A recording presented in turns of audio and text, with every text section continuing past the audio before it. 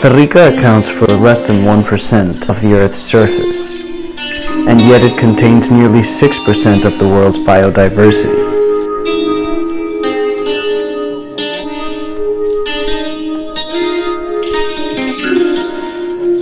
Its natural wealth in species and ecosystems are partly thanks to its geographical position on the tropics.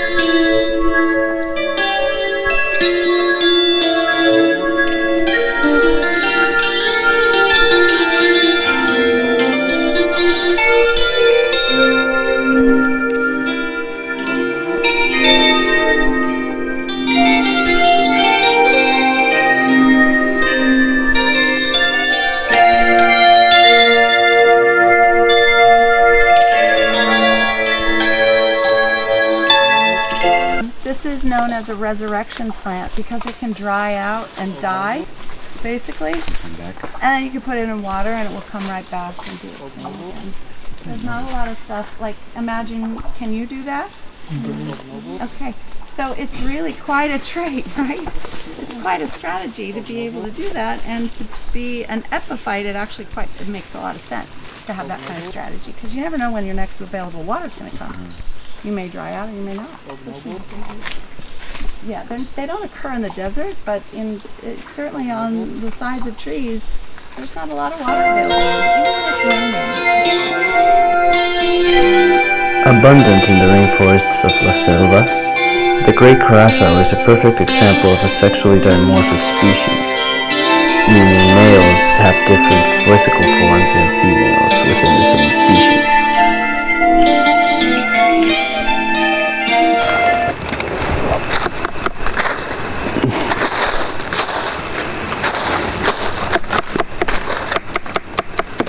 Ya están saliendo, ¿eh? Aquí y ahora hay que tener cuidado porque ellos tienen diferentes aperturas. Esa es la hormiga bala. Una hormiga que causa bastante dolor y que tiene una colonia máximo de 2000 individuos y siempre está cerca en la base de los árboles, posiblemente árboles que le permiten conectarse con otros árboles que tienen mucho néctar, porque esta hormiga, a pesar de que se ve muy grande y robusta, podría comer lagartijas y ranas y arañas. Su dieta principal es néctar. La bala se llama Paraponera clavata y es una especie que sí no anda en grupos grandes, sino que patrulla individualmente, pero que siempre tienen en la base de los troncos una colonia. Ahí se ve. Produce sonidos con sus mandíbulas y si las molesta un poco más con algún palo o alguna otra ramita, posiblemente van a producir un olor bastante fuerte, que es el ácido fórmico.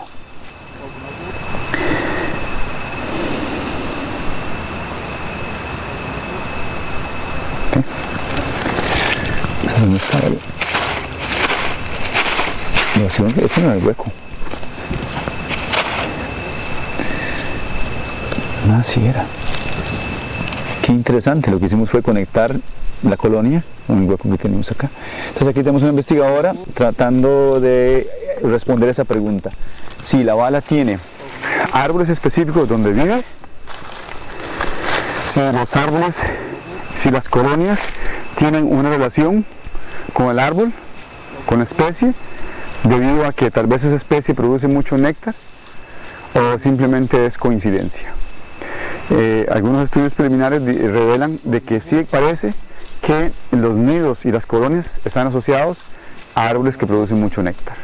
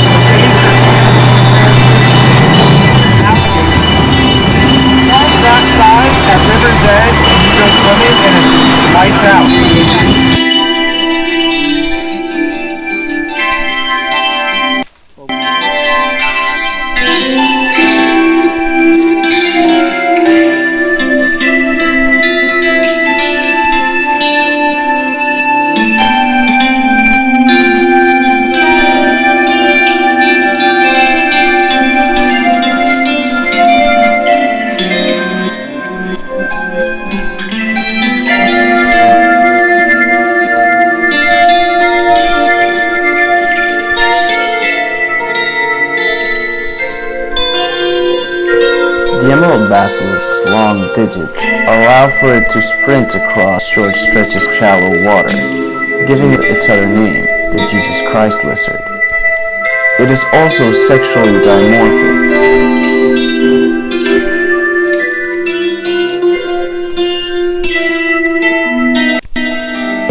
At the base of the keel, it's actually expanded into a gassy chamber. And what do you think that gassy chamber is for? There's flotation there. And the roots literally just grow into the water. There's no connection to the soil at all. Yeah, so this is the kind of thing that those jacanas that we saw yesterday can actually just walk right over and not fall in, because they're light enough and these are buoyant enough that it's a perfect match. They're innervated, these little fish, but instead of responding to touch, they respond to arrows that pressure, changes in pressure in the water. So if you get real close to the side of the face, flash at hand, they have a bite response which is really quick. Remember, they're an ambush threat. Something lands here, they bite. Something lands on the other side, wham, real fast. So that's why even if they're not going to attack you, if you were to put your hand next to it and try and grab it and miss, odds are your hand will end up in it.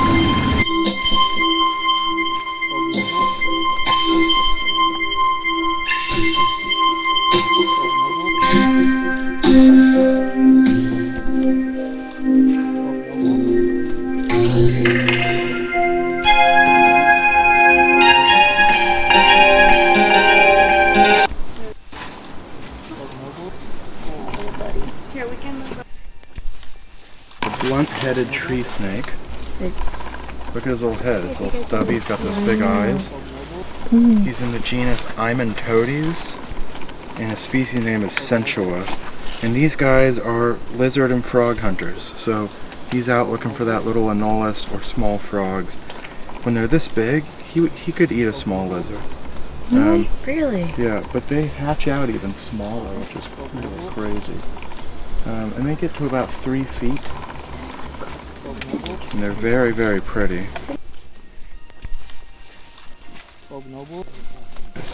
There's another species of these that I have found in Costa Rica, but I've never found this one. He's so cute.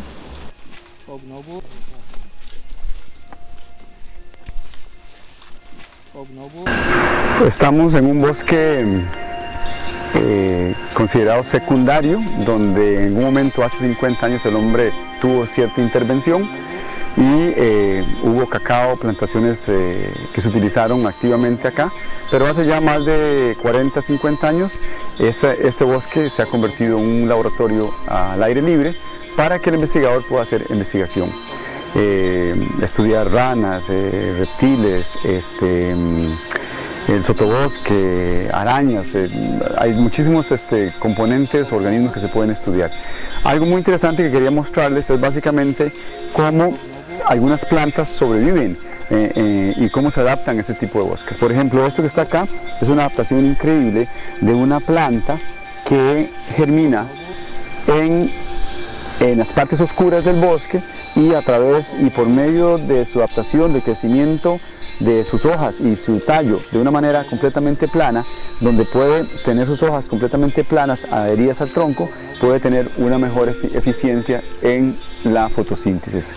Esa es una planta que sube hasta los 20-30 metros de altura y una vez que está en la parte más alta de este árbol, los tallos se desprenden del tronco y cuelgan básicamente como cualquier otra planta que llamamos una planta epífita, dejando la parte inferior de su tallo totalmente en la parte del sotobosque y posiblemente creando una independencia completa.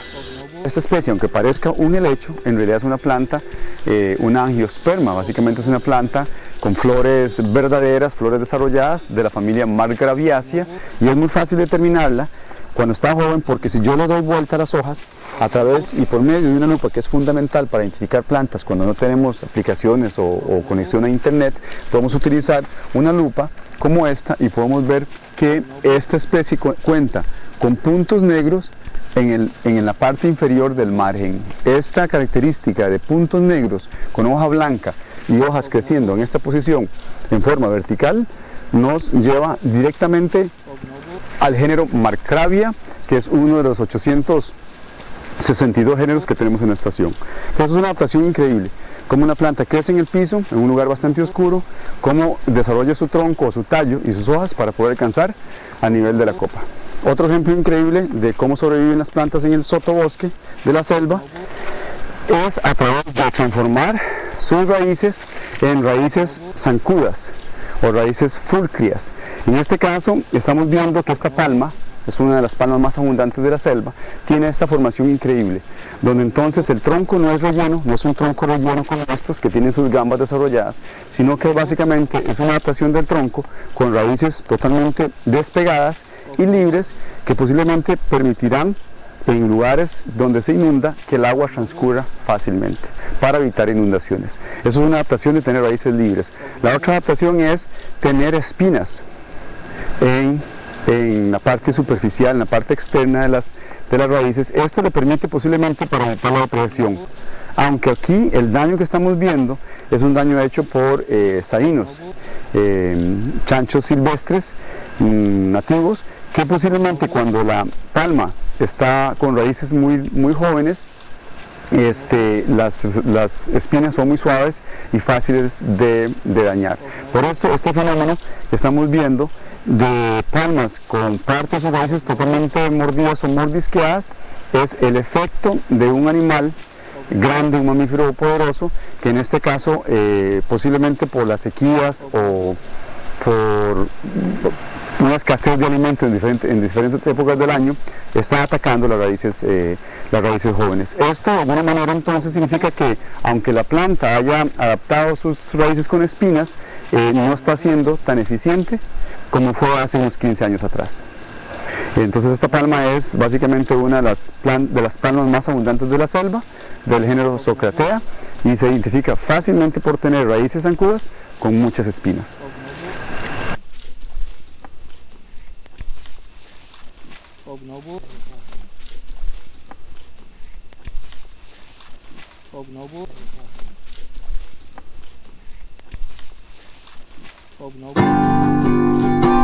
Leafcutter ants can belong to any of 47 species, all inside the two genera Atta and Acromyrmex.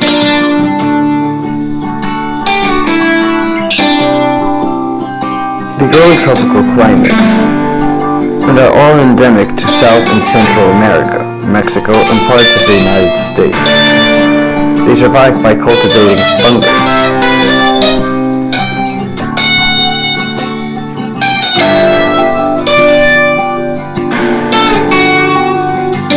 Next to humans, leafcutter ants form the largest, most complex societies on Earth.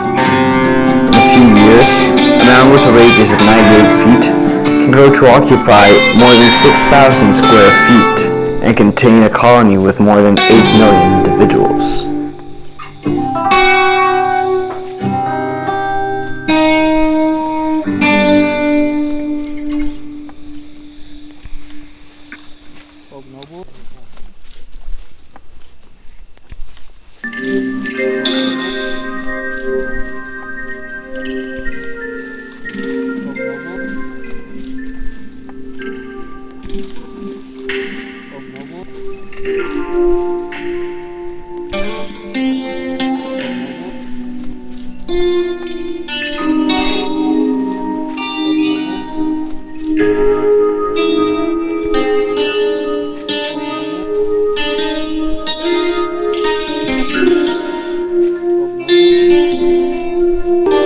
We've heard that one before, kind of intermittently, and it's kind of a far-carrying call.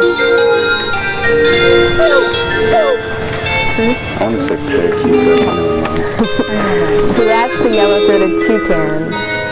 You'll notice they'll kind of volley that noise back and forth to each other. The keelbills have that.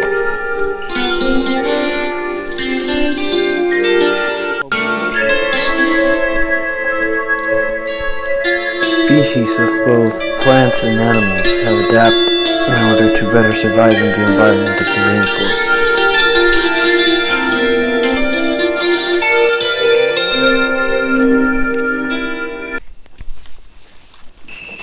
They're called aerial roots. And the aerial roots are really interesting. This one's not really doing its job very well because it's been so dry. But normally in the forest, in order to protect the tips of the roots, they develop this mucilaginous coating around the end. It's like somebody dipped it in rubber cement. It's those plants that had baby leaves that were more red than others, sent more offspring into the next generation, right? Very long time. And so reinforce the idea over generations and generations that having red baby leaves makes more sense. It's more advantageous. The researchers in 1999, they wanted to have an independent system, something, a guide of the plants of la selva. We couldn't wait, and we wanted to go ahead into a new system, which was using the technology.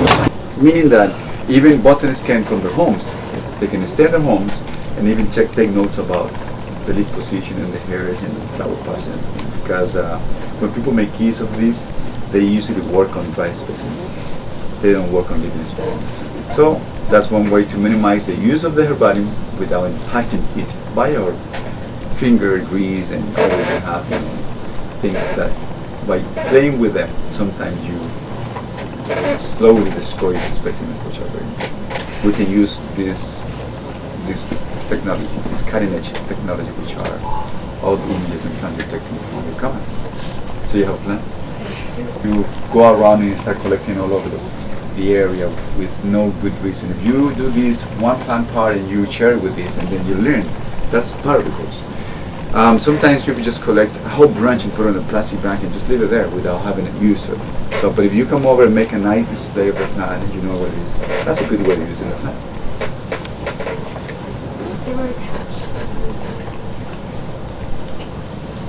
So this is interesting. It's difficult to get into this because I know the family, the plant. This is in the mistletoe family. And so there are no veins. I mean, this is a leaf, but usually these leaves are like that, a kind of thick thing, but there is a leaf with very obscure veination pattern. They turn black. When they dry out, they turn black. That's another way to ID the plants. When you dry them out, they can turn grayish, brownish, or black. Sometimes people use that as to determine species. Then maybe it's these ones, so I'm going to go into that. Here you can see, when you go to the species for Rhododendron bulgari, which I'm just thinking, you can get to all these tabs: taxonomy, description, natural history, images, and collections. So if I go to images, there is nothing there, but I can go back to see species. And really that's not a family that I work on. I think it's this one, maybe that's what it is, I think. And then you go to Piperioides and you go and click in all the gallery images, and here you can see that part. This is the fruit. Whoa. Look at the leaf, has very obscure venation. Okay? And you can see the little spikes. There you can see the spikes. So this seems to be a spiral. This is in one plane. No, it's a spiral. It's a spiral. It's in one plane and all are organized like that. And then you can see the leaf right here. See? It's the same leaf. So cool. The same shape of the leaf. So what we need to do is, I need to work on what I just said. I said, oh, let's go to the key and find a leaf that is thick with obscure venation, dry and black. If I put those words into the computer by clicking and choosing, I won't be needed, because you can go to exactly that. So that's what we need to move on. And then here, if this is a specimen there, maybe it's only one or two, this is going to bring me to another interface where what we wanted to do here was to connect, as you know, OTS do manage 3 field stations: La Selva, Palo Verde in the dry forest, and Las Cruces in the Pacific and the mountains of the south, close to Panama. So we put together all this information, and in this case what I'm going to do, I can see all the specimens in this database that were scanned, but I want to go straight to La Selva, so I can go to La Selva specifically, go to collections, and then I choose La Selva only, and search. Las Cruces, Palo Verde, La Selva. And there is supposedly only one specimen of that in La Selva. If you go to the herbarium, you can see what we have there. So we have all the herbarium of the 10, 11,000 specimens are digitally backed up. So hopefully nothing happens there, but we have rescued the specimens so far. Many herbariums have gone into fire and they have lost. So my name is Carlos de la Rosa, and I'm the director of the La Selva Research Station, which is part of the Organization for Tropical Studies network of research biological stations in Costa Rica as well as in South Africa. We've been here as a research station for OTS for about 48 years. Our 50th anniversary will be in 2018. But as a research site, this has been here for almost 60 years. It's one of the longest standing research facilities in the tropics, and is one where we have some of the longest running biological research studies in the tropics as well. About 300 researchers come here every year, and over 150 different projects. More than 100 university courses also use La Selva as part of their studies, and there are about 10,000 visitors that come in here as well. Photographers, nature enthusiasts, all kinds of people that are interested in learning a little bit more about what makes this place so special, a rainforest. The type of projects that are done in here by all these people range from anything from bacteria and fungi to the entire ecosystem. Lately we've been focusing a lot on climate change and adaptation to climate change, the effects of climate change in the populations of amphibians and reptiles, of the chemistry of the rivers, on the growth of the forest species, and a range of other issues with invasive species and native species, and the discovery of new species as well. We get visitors from all over the world in here. This is a great location for bird watching and for bird photography. We have 469 species of birds, which is about half of the species of birds that you'll find in the entire country of Costa Rica. So it's a mecca for people that want to see up close some of our biodiversity and our wildlife. But what makes us very unique in the world of science and research in the tropics are our long-term data bases, our long-term data bases and projects. These projects have run for 20, 30, or even 40 years, and are some of the longest studies on the tropics. This gives us that long-term perspective of what are the changes that you expect in the long term, in the decades types, which is very rare to find in most other tropical sites. So La Selva is a great place as well for getting your feet wet in what it is to be a tropical ecologist or a tropical biologist, but it is not exclusively a place for biologists. We teach courses in here in geography, in geology, in architecture, on filmmaking. We have engineers that come in here to look at sustainability, better ways to do things, and it's a place of academics, but also we have a lot of environmental education and sharing a lot of the knowledge that we have accumulated over the years with the general public. Our scientific productivity is extraordinary when it comes to research stations. There are more than 4,500 publications that have come out of the research done at La Selva. Over almost 50 years, that's almost a paper every 2.5 days. And that level of productivity is quite impressive for a small place like this. Our sister stations in Costa Rica are the Las Cruces Research Station and Palo Verde Research Station. We have all three of them are in different ecosystems and life zones in the country, which provides an opportunity to students and researchers to have the same level of facilities and support, but in different ecosystems in the country. And our newest biological research station is in Kruger National Park in South Africa. It's brand new, it's just being built at this point, but we have had education programs and academic programs there for over 10 years. So we're an international institution. The Organization of Tropical Studies has over 50 universities that are members of OTS, and they utilize all of these research facilities that we have. But we also have a number of other universities from around the world that are part of not the consortium, but part of our users and our people that have benefit here.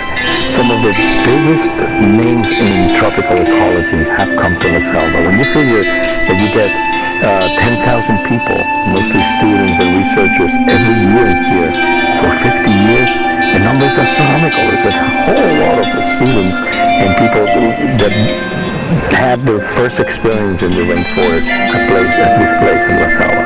So we are standing here in the shoulders of the giants of tropical ecology. And when I came here the first time to build a research station in Guanacaste, this was the place that I came to see. This was the model that we wanted to use. When we grew up as a field station, we wanted to be like La Selva. So it's a tremendous honor for me to now, at a later part of my career, to be able to be the director and help lead a team of over 80 people, support science, support research, support education, and also support the sustainable use of natural resources, which is the mission of the institution.